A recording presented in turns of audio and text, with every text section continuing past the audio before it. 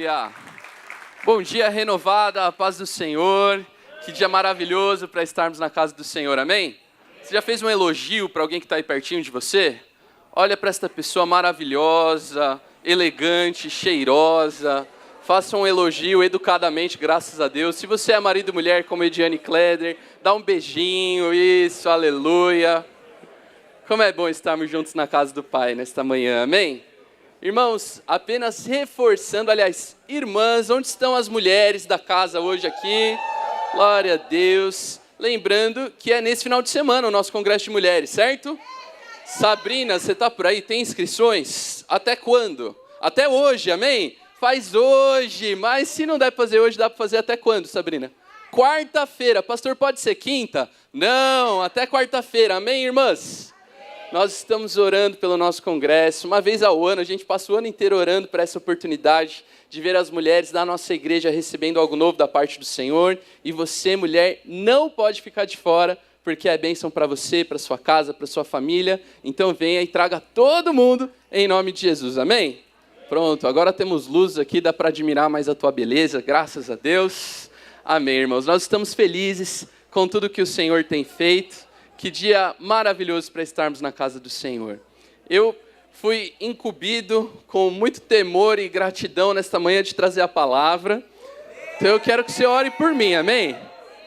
Então, ore por mim, já vai intercedendo, porque faz 25 anos que a gente está aqui, mas ainda assim dá aquele, né? Mas ore por nós que vai dar tudo certo, em nome de Jesus. Queria honrar aqui a vida do apóstolo Joel, da Sandra, nossos pastores, nossos líderes, pais que Deus levantou para abençoar a nossa família. Nós amamos vocês, obrigado por acreditar em nós. Honrar minha esposa maravilhosa, que está sempre ao meu lado. Graças a Deus que ela me suporta em amor, aleluia. E que privilégio é estar nessa casa. Eu amo essa casa, aqui é o lugar onde Deus me plantou. E sempre será um grande privilégio servir aos meus irmãos. E eu espero que de alguma forma, nesta manhã, você receba algo desta palavra, porque eu creio que veio de Deus. Amém, igreja?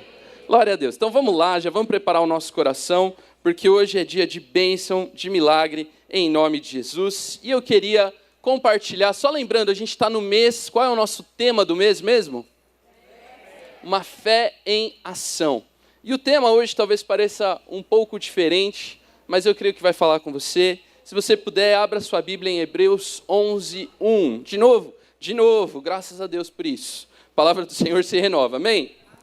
Hebreus 11, 1. E eu quero compartilhar com você a respeito disso ainda, fé em ação. E hoje nós vamos falar a respeito de guardar a fé. Quem achou Hebreus 11, 1, diga, eu achei. Graças a Deus, faltam 500 pessoas, mas vamos chegar lá, amém? Hebreus 11, 1. Se você não achou, você pode acompanhar também na televisão, e inclusive está no nosso painel, nós estamos modernos. Vocês viram a câmera nova hoje? Eu vi uns irmãozinhos ali, chegou a câmera, não sei como que eu reajo, né, no meio do louvor, mas aleluia, a gente vai aprender. Hebreus 11:1, a palavra diz assim, ora, a fé é a certeza das coisas que se... Obrigado, apóstolo, mas vamos lá, todos nós. Ora, a fé é a certeza das coisas que se esperam e a convicção de fatos que não se veem. É interessante porque eu quero falar a respeito disso. Se puder colocar o tema aqui, por favor. Eu quero falar a respeito disso, sobre guardar a fé enquanto espero. A fé, pela definição do próprio versículo que nós lemos, vamos só mexer nas palavras. Fé é a certeza das coisas que se esperam, ou seja, fé é a capacidade de esperar mantendo a certeza, certo? Só mudamos as palavras para expressar a mesma coisa. Fé é a capacidade de se esperar mantendo a certeza. Nós expressamos a nossa fé crendo, certo? A expressão da fé é crer. Mas a expressão da fé, segundo Hebreus 11, também é esperar. Não há fé sem espera. Não há fé que não tenha sido provada no tempo e na capacidade de esperar. E é a respeito disso que eu quero falar com você hoje. Nós temos falado tantos temas de fé, de ativação, de declaração. Nós temos visto tantos e tantos testemunhos acontecendo nessa casa. E eu sou grato a Deus por isso. É um privilégio que nós pastores temos. A gente meio que sabe tudo de todos, né? Então a gente vai vendo um milagre aqui, uma resposta de oração ali, as coisas acontecendo, e isso nos enche de alegria, de expectativa por aquilo que Deus está fazendo. Mas hoje eu queria falar a respeito de espera. Porque talvez você passou pelas últimas, hoje é a quarta semana, né? Talvez você passou pelas últimas 3 semanas, os últimos 3 domingos, e está vendo algumas coisas acontecendo, mas talvez você ainda não tenha vivido isso. Você ainda não experimentou, você ainda não é aquele que compartilha o testemunho na célula, mas você está ouvindo toda semana a respeito daquilo que Deus está fazendo. E eu quero falar sobre isso, uma fé que é provada na espera. Você não precisa abrir, mas a Bíblia vai nos dizer em Efésios capítulo 4, a respeito de que uma fé madura, ela não é levada por ventos de vãs doutrinas. Uma fé madura, provada no tempo, ela não muda todo dia. Graças a Deus isso não acontece na Renovada, amém? Mas em outros lugares, às vezes tem algumas pessoas que cada dia creem em uma coisa. Hoje eu escolho crer em algo, hoje eu escolho seguir um caminho, hoje eu escolho seguir uma maneira de viver fé, mas por falta de constância, por falta de maturidade na fé, amanhã eu mudo. Alguém aqui trabalha com obra, trabalha com construção? Além do apóstolo Joel, eu sabia que o senhor ia levantar a mão. Então, eu queria que você imaginasse se todos os dias você tivesse um projeto diferente. Hoje você constrói uma parede aqui, amanhã você começa uma estrutura ali, um baldrame, começa todos aqueles negócios lá. Aí amanhã mudou tudo. Amanhã troca tudo de lugar. Bom, vai passar um ano e você não vai ter construído nada. Você vai ter vários bons projetos que no fim não viraram nada. Uma fé sem maturidade, sem constância, é isso. É seguir uma série de projetos que no fim não provocam e não produzem nada. A fé que não sabe esperar, ela não é fiel a nada. Cada dia ela crê ou ela espera algo diferente. E eu quero falar com você sobre guardar a fé, porque nós estamos falando sobre uma fé em ação, amém? E esperar não é uma ação muito motivadora, né? Como que você vai agir com a sua fé? Esperar, parece meio... Mas eu quero falar sobre guardar a fé. Não é simplesmente esperar, mas é sobre guardar. E vamos pensar a respeito do que significa guardar. Vamos pensar isso. Todos aqui já viram um carro forte, um blindado que transporta valores? Já viram? Legal, então vamos pensar no guarda que é responsável por este serviço. Ele está simplesmente esperando? Sim, ele está guardando. Não é o ato de esperar. Vou ficar esperando que talvez alguma coisa aconteça. Mas é o ato de guardar. Aquilo que está lá dentro daquele carro forte é muito precioso. E por isso precisa de um guarda. Agora deixa eu te perguntar. O guarda acorda todo dia esperando que, nossa, hoje vai ser um dia de ação. Hoje vai ser dia de missão impossível, explosões, bombas, mísseis. Dia ruim para falar sobre isso, inclusive, mas tudo bem? Hoje vai ser um dia que várias coisas vão acontecer. Essa é a expectativa do guarda quando ele acorda? Não. Ele espera um dia tranquilo. E um dia tranquilo significa que nada vai acontecer. E porque nada vai acontecer, significa que o guarda não tem que estar ali. Poxa, o cara faz isso há 5, 6 anos, nunca aconteceu nada. O dia que você tirar o guarda e deixar o dinheiro na rua, assim, vamos transportar de carrinho de mão aqui, as notas de milhares e milhares de reais ali. Te garanto que alguma coisa vai acontecer. O guarda trabalha na espera de que nada aconteça, mas ele está lá para isso. Isso é guardar. O guarda tem que saber bem qual é o seu papel. Ele tem que ser treinado, porque quando acontecer, ele tem que saber o que fazer. Não é o dia de ler o manual. Opa, peraí, senhor ladrão, deixa eu só ver aqui como é que eu vou agir agora. Né? Ocasião número 3, atitude 4. Você tem que estar pronto, treinado. Um veículo blindado, um carro forte, ele tem rotas pré-estabelecidas. Foram avaliadas como seguras e foram autorizadas para que fossem feitas. Dá todo um trabalho. O ato de guardar exige bastante coisa, não é simplesmente esperar. Agora, o guarda pode acertar por 20 anos. O cara trabalhou 20 anos e não aconteceu nada. Mas ele só é um bom guarda se no dia que acontecer ele souber o que fazer. Não adianta a gente falar, poxa, que guarda bom, o cara trabalhou 30 anos, nunca aconteceu nada. Mas o dia que aconteceu, existem algumas profissões que não permitem erro. Né? Imagina um cirurgião. Nossa, o cara é ótimo, mas o dia que era eu lá sendo operado, Então nós temos que pensar que algumas áreas da nossa vida, elas são precisas demais para permitirem erro. E quando falamos sobre guardar a fé, nós estamos falando sobre isso. Existem rotas pré-estabelecidas para nós caminharmos na nossa fé. Não sou eu que dito as rotas. Não sou eu que acordo pensando, hoje eu vou dirigir a minha vida por tal caminho. Existem rotas seguras. Existe um companheiro, você nunca vai ver um guarda sozinho. Sempre existe uma escolta, existe alguém. Não existe fé cristã que você caminhe sozinho. Você precisa ter alguém. Você precisa confiar em alguém. Você não precisa se manifestar, mas talvez alguma vez você confiou em alguém errado. Confiou um conselho no seu casamento. Você confiou alguma coisa íntima da sua família, do seu lar, alguém que você não deveria ter confiado. Guardar a fé diz respeito disso. Pessoas de confiança, pastores, líderes, pessoas instruídas na palavra de Deus que vão poder te ajudar, isso é guardar a fé. Agora, talvez você pense, Gilma, Renato, passei a minha vida, não aconteceu nada, pastor. Mas o dia que acontecer, se você falhar, você perde a fé. Assim como a profissão precisa. O guarda perdeu o emprego porque ele falhou um dia. Pois é, mas ele não pode falhar. Ele passou 20 anos acertando, mas o dia que ele erra, ele perde a razão de ser. E se assim, imagina se ele cansa. Faz 10 anos que eu faço isso, nada nunca aconteceu, hoje eu não vou. Aquele dia vai acontecer alguma coisa. Assim é o cristão também. O cristão é um guarda. Ele guarda a sua fé porque é o nosso bem mais precioso. E a Bíblia diz que Jesus é o autor e consumador da nossa fé. Um dia nós vamos chegar até este lugar, nós vamos prestar contas ao nosso Senhor. Ele é o dono desse bem tão precioso que nós estamos transportando. Nós não podemos nos cansar. Muito monótono essa vida, nada acontece. Nós não podemos nos cansar do processo de guardar a fé. Vocês estão comigo? Então nós precisamos guardar a fé, é o nosso bem mais precioso. Mas a Bíblia vai falar de quem é o inimigo da nossa fé. E a Bíblia vai falar qual é a vitória que vence. O inimigo é o mundo. E a vitória que vence o mundo é a própria fé.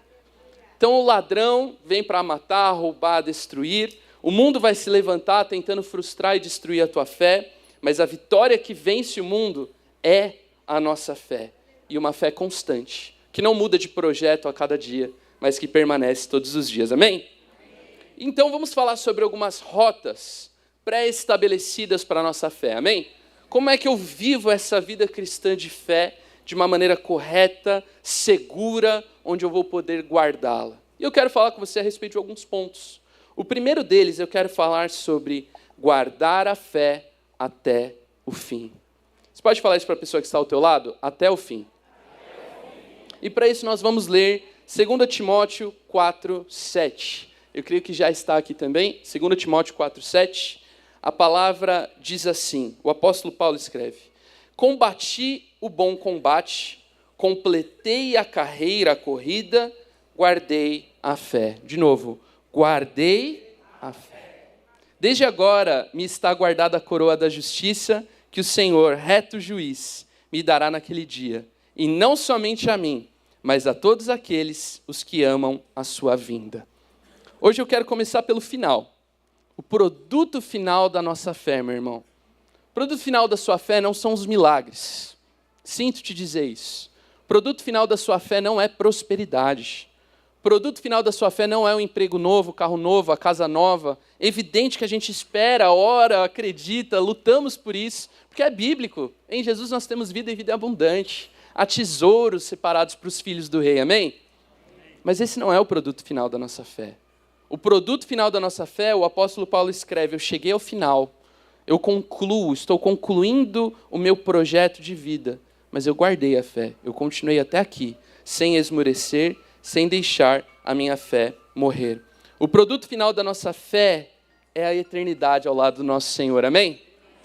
Nós encontraremos e passaremos a eternidade com o nosso Senhor. A fé cristã, se você fosse definir o que é a fé cristã, o que é o cristianismo, é a fé de que o nosso Senhor voltará para nos buscar e passaremos a eternidade ao lado dele. O que nós estamos fazendo aqui na terra? Por que o Hélio, o nosso querubim ungido, quando aceitou Jesus, não foi arrebatado de primeira? Estamos aqui, o Hélio, esse homem santo, ele está o quê? Esperando a volta do nosso Senhor. Amém, seu Hélio? Aleluia! Todos nós, meu irmão, o cristianismo é o exercício de esperar o nosso Senhor, e Ele virá para nos buscar. Guardar a fé até este glorioso dia, e nós precisamos nos lembrar disso continuamente. Continuar crendo enquanto esperamos pela eternidade ao lado do nosso Senhor. Enquanto isso, várias coisas vão acontecer, claro. Milagres, curas, respostas, tudo isso faz parte. Mas o produto final da nossa fé é a eternidade ao lado de Jesus. Quando nós aceitamos Jesus, é isso que nós estamos aceitando. Você nunca vai ver a gente fazendo apelo aqui, eu recebo Jesus e recebo um carro novo, recebo uma casa na praia. Não é essa a oração que nós fazemos. Eu aceito Jesus como Senhor e Salvador da minha vida, para que Ele escreva meu nome no livro da vida e eu tenho direito à eternidade ao lado dEle. Esse é o produto final da nossa fé, igreja. Se nós nos perdermos disso, a gente perdeu a razão de ser do cristianismo. Tiramos o Cristo do cristianismo. Nós não podemos fazer isso. E é interessante porque eu frequentemente uso esse texto de 2 Timóteo em ofícios fúnebres, momentos de luto. Não é um momento legal, não é um momento prazeroso. Mas eu acho esse versículo tão especial. Ele é honroso. Talvez muitos de vocês já estiveram em algum momento em que eu usei esse texto. Mas ele significa honrar a memória de alguém que foi até o final e não se perdeu no caminho. Não tem legado maior do que esse, meu irmão. Não tem legado maior do que olhar para alguém que foi fiel até o final e lhe está reservada a coroa da vida, a coroa da justiça. Esse é o produto final da nossa fé e nós não precisamos esperar por esse momento para aí começarmos então a viver esta fé. É uma escolha hoje, completar a corrida, ir até o final, mas sem deixar de guardar a fé. No final todo mundo vai chegar, meu irmão. A gente vai completar a corrida. Né? Alguns de nós, o apóstolo Nailton vai viver 250 anos pelo menos, mas um dia nós todos vamos chegar no final. E o que nos diferencia é se guardamos ou não guardamos a nossa fé. Eu queria que você abrisse comigo, e aqui vai ser uma leiturinha um pouquinho maior. 1 Pedro, capítulo 1, versículos de 3 a 9. Eu sei que a gente sempre usa o texto de Hebreus para falar sobre a definição de fé, mas eu queria acrescentar mais uma. E se você pode, anota isso, que te ajude. Toda vez que você for pensar sobre fé, use esse texto também, porque ele é tão especial. E eu sei que vai ministrar o nosso coração. 1 Pedro, 1º capítulo, versículos de 3 a 9. Vou ler daqui. A palavra diz assim: Bendito seja o Deus e Pai de nosso Senhor Jesus Cristo, que segundo a sua grande misericórdia, nos regenerou para uma viva esperança. Vamos pensar o que é esperança? É a capacidade de esperar. De novo. Bendito seja o Deus e Pai de nosso Senhor, que segundo a sua grande misericórdia, nos regenerou para que tenhamos a capacidade de esperar, mediante a ressurreição de Jesus Cristo dentre os mortos, para uma herança que não pode ser destruída, que não fica manchada, que não murcha e que está reservada nos céus para vocês, que são guardados pelo poder de Deus, mediante a fé para a salvação preparada para ser revelada no último tempo. E essa é a base do nosso cristianismo, meu irmão. Versículo 6. Nisso vocês exultam, embora no presente, por breve tempo, se necessário, sejam contristados, entristecidos por várias provações, para que uma vez confirmado o valor da fé que vocês têm, muito mais preciosa do que o ouro perecível, mesmo apurado pelo fogo, resulte em louvor, glória e honra na revelação de Jesus Cristo. Mesmo sem tê-lo visto, vamos lá de novo, definição de fé, a certeza das coisas que nós não vimos. Mesmo sem tê-lo visto, vocês o amam, mesmo não o vendo agora, mas crendo nele, exultam com uma alegria indescritível e cheia de glória, obtendo o alvo desta fé, a salvação da alma. Você pode aplaudir ao Senhor por esta palavra? Essa é a nossa fé, meu irmão. É a base da nossa fé. Tudo é importante, tudo é maravilhoso, tudo marca a nossa vida, mas a base da nossa fé é a salvação da nossa alma. A base da nossa fé é que sim, em Jesus nós recebemos a esperança eterna, a capacidade de esperar, porque Ele virá para nos buscar. Lá não haverá pranto, lá não haverá dor, lá não haverá enfermidade, lá não haverá tristeza. Nós passaremos a eternidade numa vida abundante ao lado de Jesus, meu irmão. Essa é a nossa fé, a salvação que temos em Jesus. A salvação é a nossa promessa. E aquele que guarda a fé até o final, meu irmão. É estranho pensar isso, mas se Jesus não vier para nos buscar, eu espero que o Davi, que os filhos que o Senhor me der, por enquanto é só um, fique tranquilo, não é uma revelação, mas eu espero, em breve, ore, vou emitir boletos, faça parte desta conquista você também, né? Vamos lá. Mas eu espero que as futuras gerações se lembrem assim de nós, guardaram a fé até o fim, até o último fôlego. Teve dias bons, dias de alegria, dia que a gente compra o prédio, é festa, dia que a gente paga o prédio, não é tanta festa assim, mas até o final, guardaram, fiéis até o fim. Essa é a certeza da nossa fé, ser fiel e fiel até o fim. Tudo que eu falar daqui em diante não é mais importante do que isso, quero deixar isso muito claro, meu irmão. Todos os bens, conquistas, tudo que a gente possa crer e cremos mesmo que o Senhor está fazendo nas nossas vidas, não supera o valor de uma fé fiel até o fim. Mas eu quero falar com você uma segunda rota, um segundo ponto, onde nós precisamos caminhar também com a nossa fé. E essa já não é tão motivadora assim. Quero falar sobre guardar a fé na frustração. Segundo ponto. Nós somos tentados a achar, o próprio Jesus já nos disse, no mundo tereis aflições, mas somos tentados a achar que uma vez que a gente está nessa certeza, estamos nesse caminho, que nada nunca vai acontecer, que nunca vamos ter dificuldades no meio do caminho, e mais do que isso, a gente é tentado a achar, você que talvez tenha aqui uma experiência muito forte com Jesus, a gente acha que a gente já conhece tudo, e que a gente sabe qual é o caminho, a gente meio que se coloca no lugar da vontade de Deus. Deus, se for da tua vontade, mas eu sei que é. Já orou assim alguma vez? Pai, se for da tua vontade, mas eu creio que é. A gente é tentado a criar um ideal, a estabelecer nós mesmos o que é a vontade de Deus. Mas isso não é uma fé madura. Vamos pensar no próprio apóstolo Paulo? O apóstolo Paulo falou isso. Eu guardei a fé. Claro que ainda houve um pouquinho mais de história, se você avaliar, mas ele foi fiel até a morte. Deu a vida pela causa de Jesus, guardou a fé até o fim. Mas o próprio apóstolo Paulo, um cara que orou por multidões. Quantos milagres, se eu fosse abrir aqui, vamos citar os milagres do apóstolo Paulo, a gente ficaria amanhã falando. Ressuscitou gente, o cara caiu da janela, ele orou, o cara voltou. Tantos milagres aconteceram por meio do apóstolo Paulo. Mas aí você chega num dado momento da vida, onde ele fala, eu pedi ao Senhor, eu tenho um espinho na carne. E eu pedi ao Senhor que Ele me tirasse isso. Eu, o cara que oro por multidões, que em Jesus opero milagres, que vejo sobrenaturais acontecendo, eu pedi ao Senhor que me tirasse o espinho na carne. E qual foi a resposta de Deus? Não. A minha graça te basta, e o meu poder se aperfeiçoa na tua fraqueza. Meu irmão, às vezes na caminhada, aquilo que a gente acha que é para ser, não é para ser.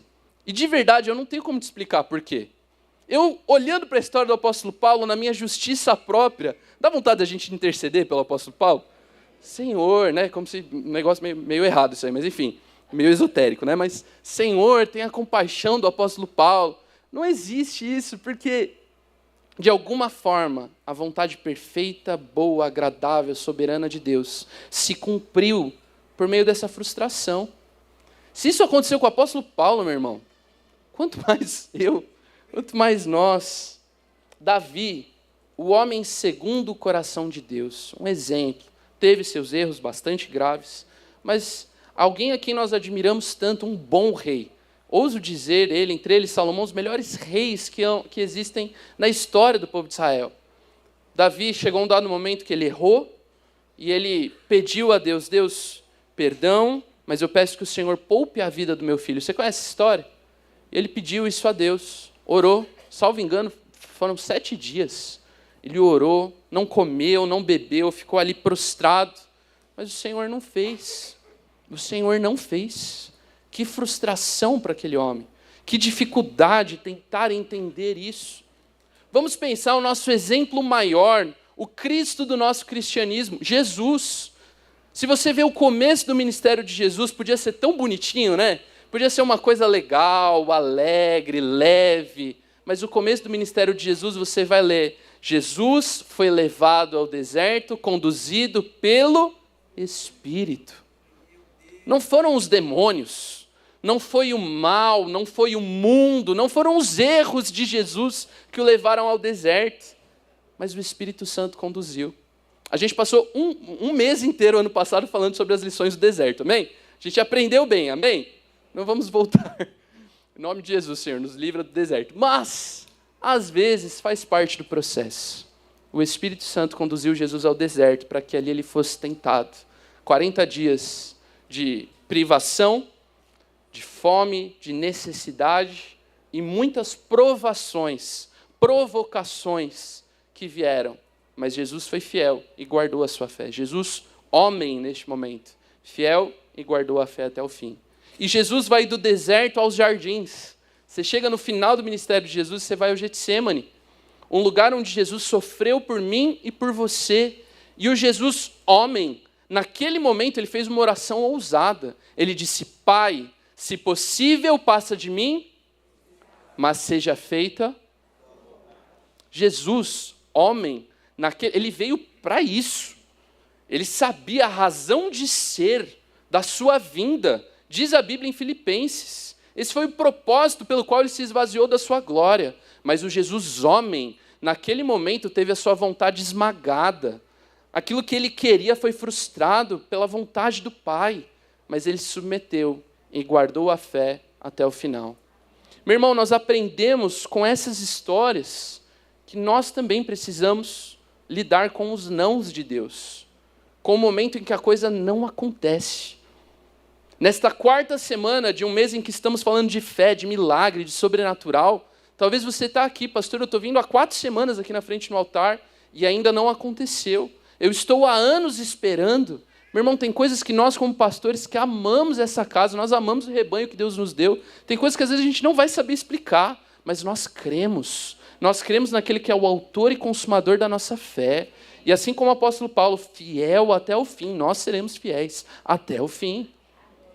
Mas nós, como cristãos maduros, hoje não é uma palavra, como eu disse, fofinha, light, mas nós, como cristãos maduros, nós precisamos aprender a passar pelas provações, pelas frustrações, pelo momento em que não acontece aquilo que nós esperávamos. E se a nossa fé estiver pautada no que eu acho que deveria acontecer, no que eu acho que é a vontade de Deus, a nossa fé vai ser frustrada. E diz o próprio apóstolo Paulo, uma fé imatura, levadas por vãs doutrinas, por ventos de vãs doutrinas.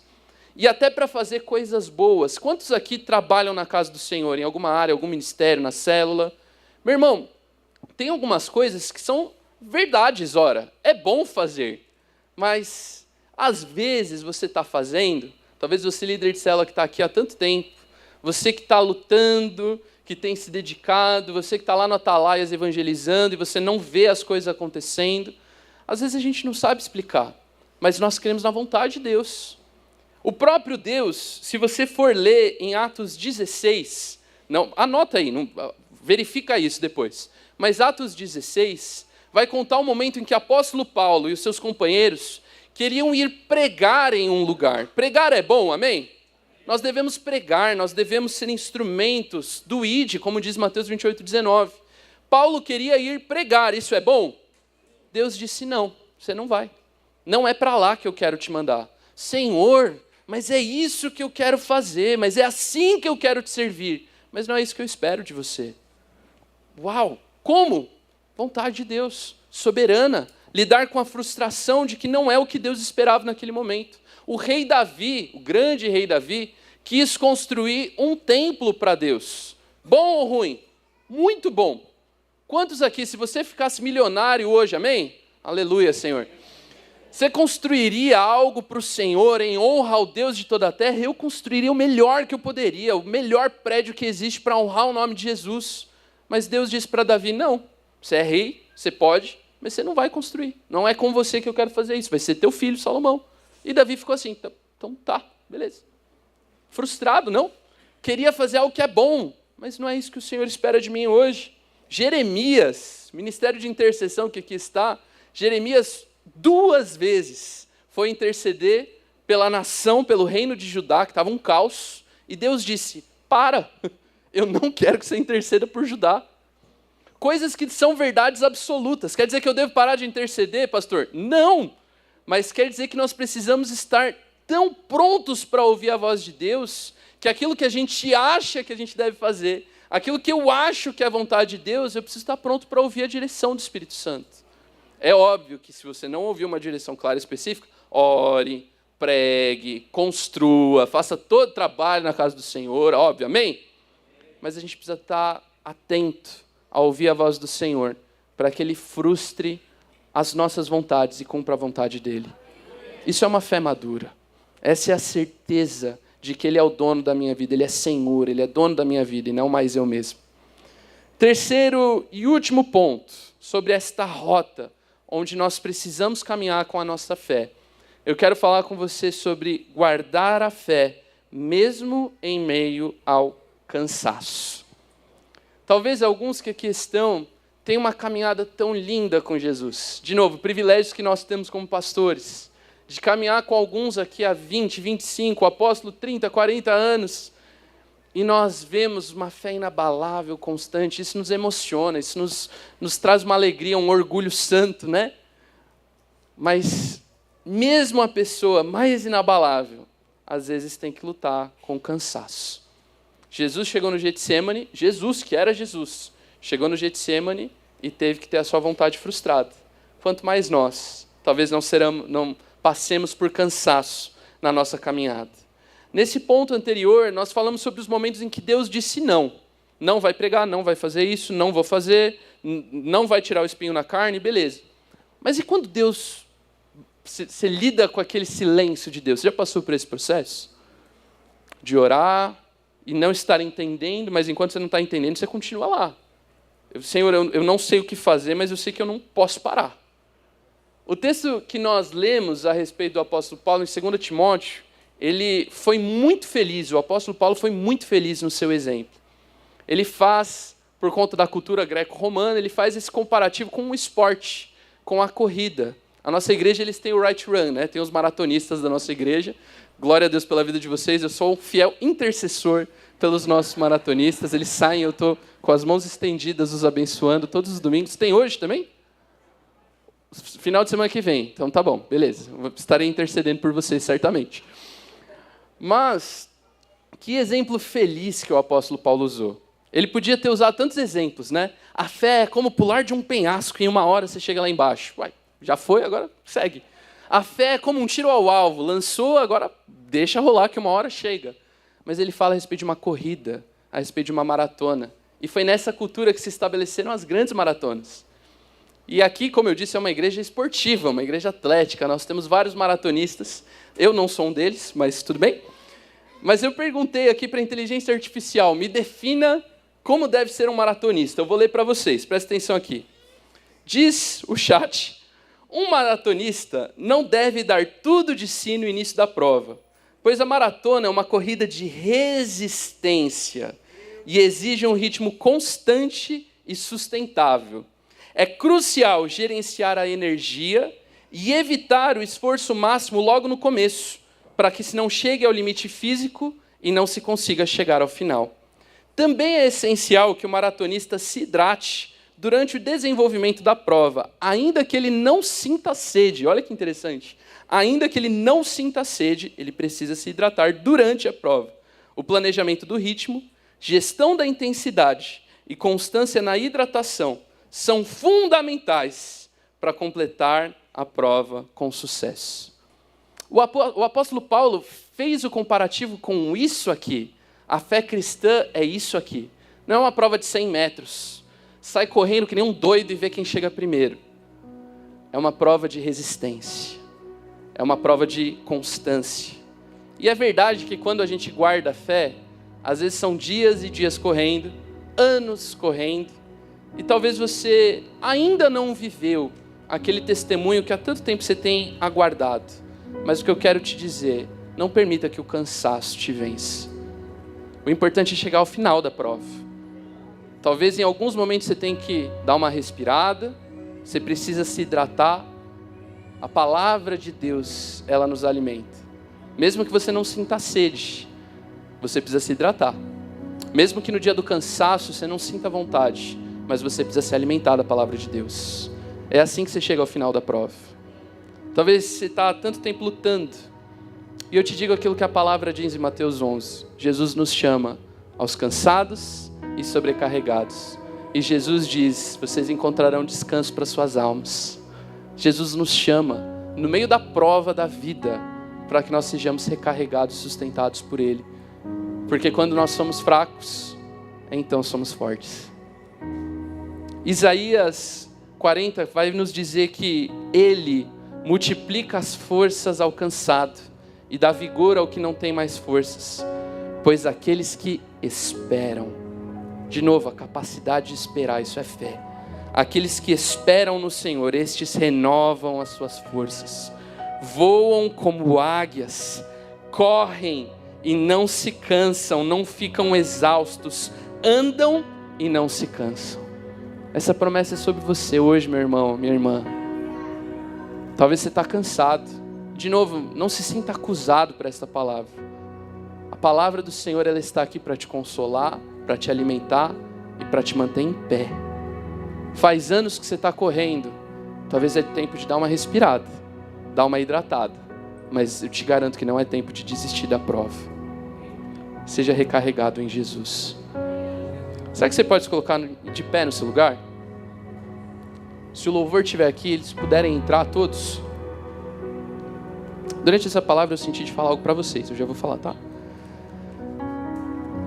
Ainda não feche seus olhos. Eu sei que você levanta e você já tem a impressão, né? É só para parecer que está acabando. Mas respira um pouquinho aí. Eu quero compartilhar um último ponto com você.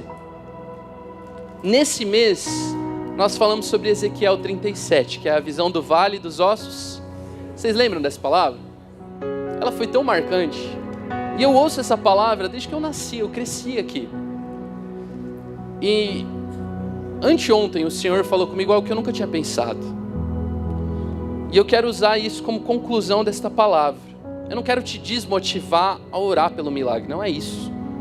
Ah, não vai vir mesmo, não é isso que eu estou te dizendo. Não vou viver na terra, vou viver só na eternidade, não é isso que eu estou te dizendo. Mas o Senhor me fez lembrar sobre Ezequiel. E você que estuda bem a Bíblia, amém? Você conhece o contexto histórico de Ezequiel. Esse foi um profeta que escreveu no meio do caos. A nação destruída, o povo no exílio. Ainda não havia cristianismo, né? Mas a fé no Deus de Israel abalada. Um momento terrível da história. E Ezequiel 37 começa deixando claro: o Espírito me levou para enxergar algo. Ezequiel enxergou em espírito um vale de ossos secos, a casa de Israel, e o Senhor dá uma ordem: profetize. Ele profetizou, os ossos se juntaram e viraram um grande exército, amém? Maravilhosa, motivadora essa história. Agora eu pergunto, o que aconteceu quando a visão acabou? Ezequiel voltou para o caos. A casa de Israel ainda estava destruída. A nação ainda estava no exílio. A fé ainda estava abalada.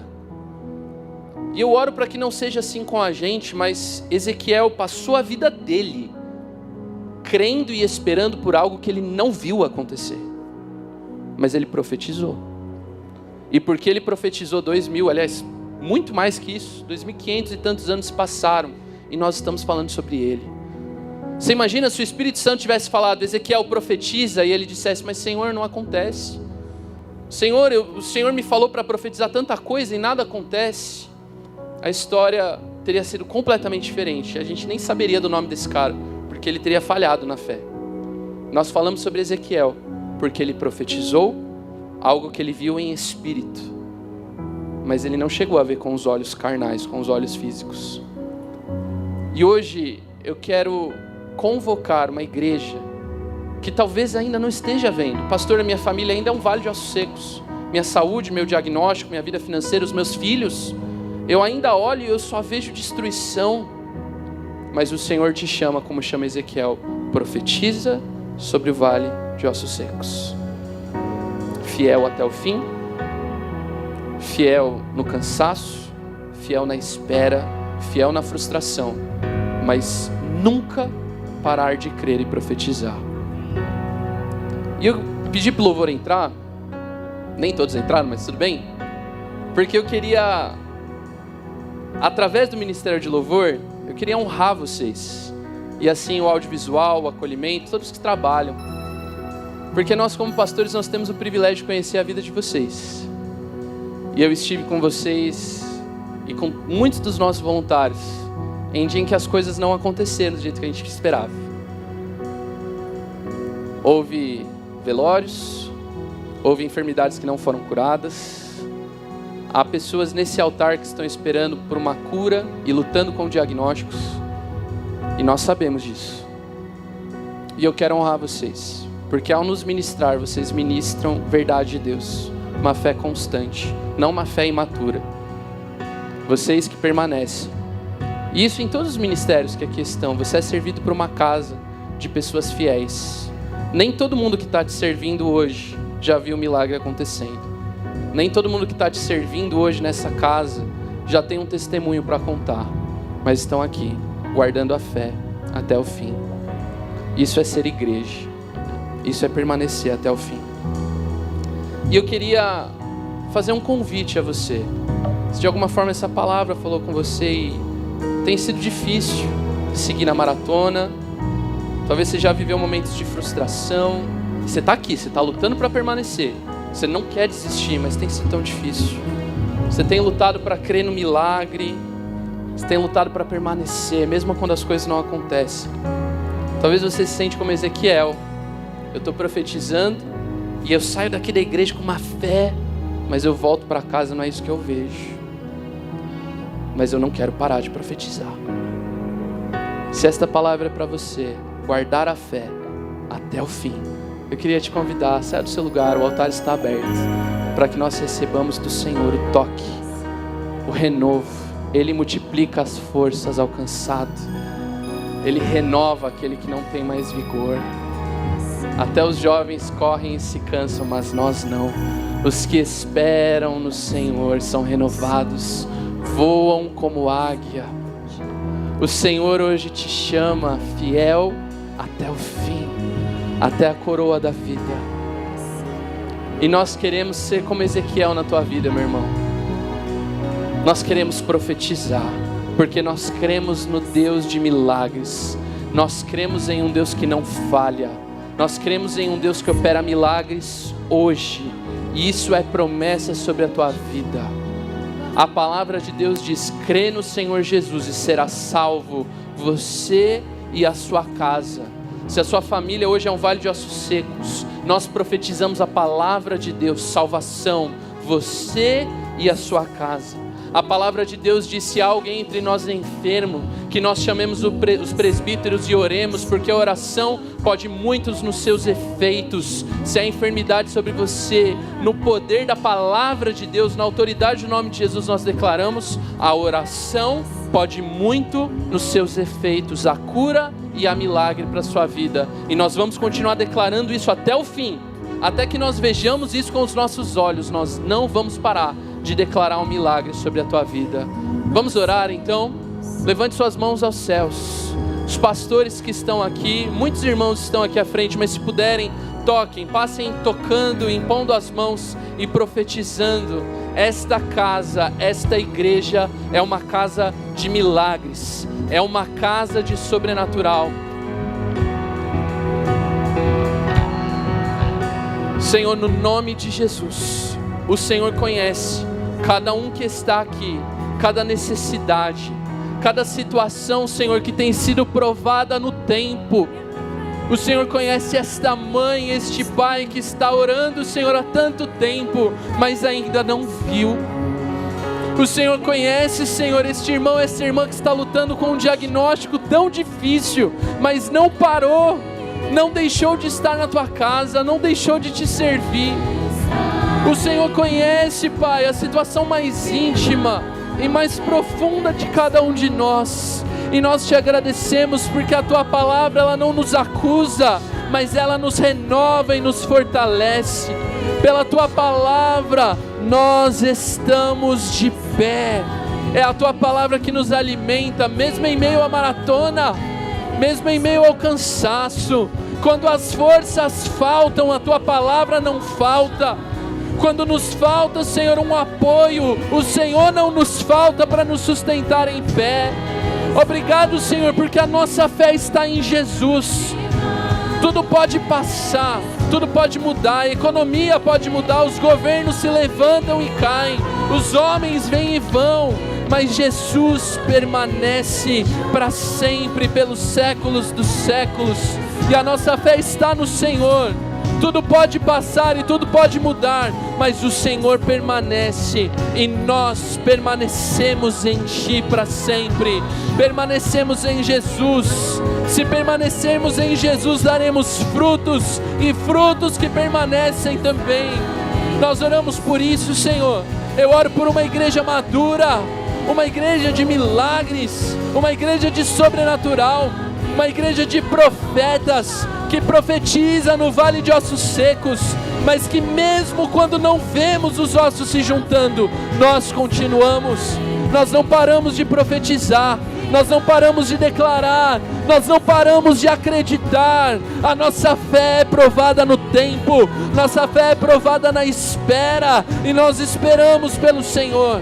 Nós esperamos pelo Teu agir, esperamos pela Tua vinda, e isso não vai mudar, Senhor, isso não vai passar, Senhor.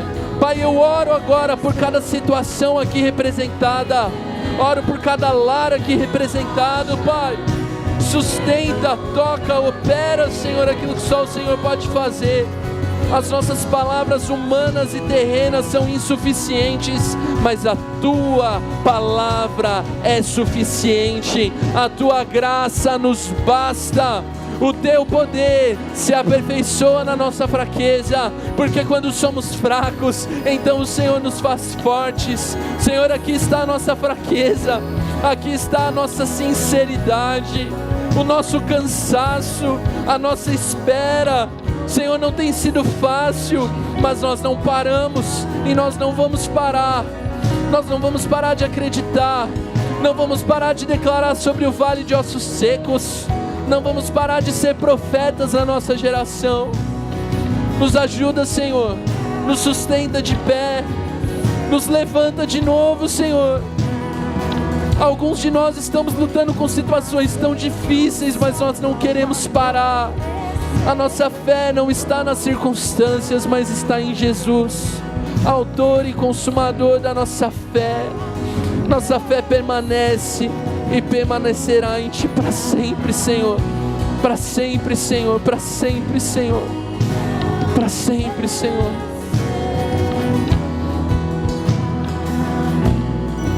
Senhor, no nome de Jesus, nos toca nesta manhã.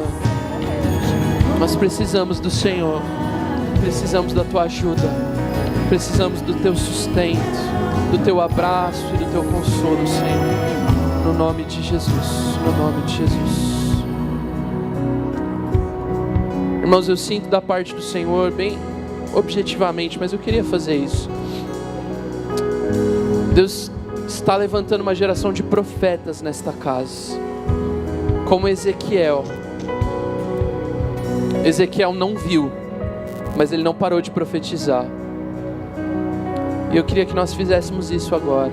Você que está aqui na frente, você que está na congregação, encontre alguém, dê a mão a alguém, coloque a mão sobre o ombro, dê um abraço e vamos profetizar.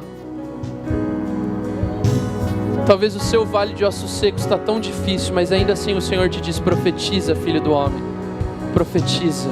Profetiza sobre o teu irmão agora.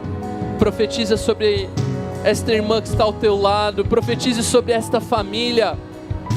Abra os seus lábios, profetize a cura, a salvação, a promessa de vida sobre você.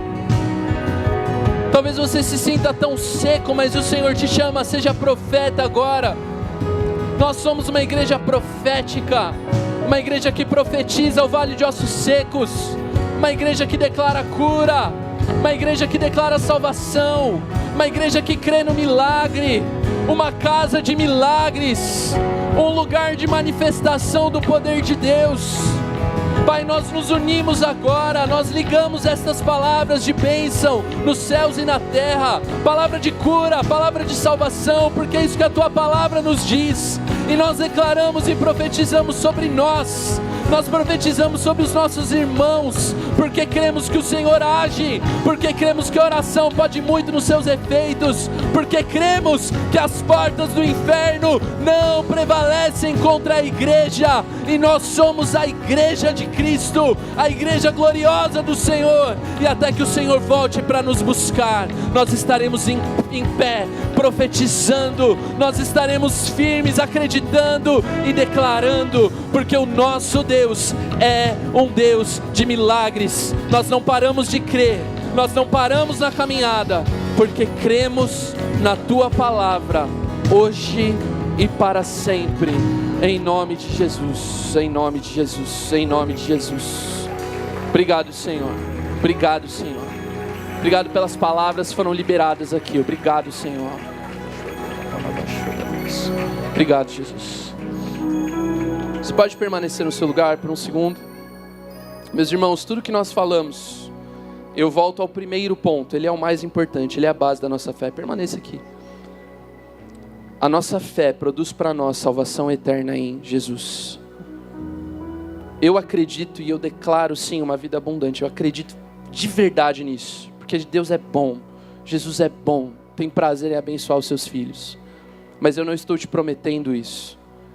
Eu estou te convidando nesse momento, a você que por qualquer razão nunca entregou a sua vida de vez para Jesus. Este não é um apelo para uma casa nova, um carro novo. Você vai achar isso em outros lugares, mas aqui nós cremos na palavra de Deus. E se você nunca teve esse grande privilégio de confessar Jesus como Senhor e Salvador da sua vida, essa é a nossa fé. Jesus morreu por mim e por você, e Ele virá para nos buscar, e nós esperaremos por Ele até o último fôlego das nossas vidas, até que Ele venha. Se você quer receber Jesus como Senhor e Salvador da sua vida, eu queria que você fizesse um sinal agora, e eu queria orar por você. Levanta bem alto sua mão, glória a Deus, glória a Deus. Você que quer receber Jesus, confessá-lo como Senhor, Salvador da sua vida, bem alto sua mão, faça um sinal bem alto. Glória a Deus, glória a Deus, glória a Deus. Eu queria convidar vocês, eu quero orar por vocês. Chega aqui mais pertinho. Todos que querem confessar Jesus, você que quer voltar para Jesus, você que já fez essa oração, cansaço veio, o tempo veio, alguma coisa aconteceu na caminhada, mas hoje você quer voltar. Essa é a sua oportunidade. Alguém, faço isso mais uma vez, não perca essa oportunidade. Alguém quer confessar Jesus, quer retornar para a casa do Senhor, vem aqui agora. Eu quero orar com você. Amém? Meus irmãos, deixa eu descer aqui. Que alegria. Essa é a nossa fé. Jesus é o nosso Senhor. Jesus está com vocês. Sempre estará com vocês. E Ele virá para nos buscar e passaremos a eternidade ao lado dEle. Vamos fazer essa oração juntos, igreja? Feche seus olhos. Mais alguém? Vem para cá. Glória a Deus. Aplauda o Senhor, igreja. Amém. Amém, amém, amém. Aleluia. Essa é a nossa fé.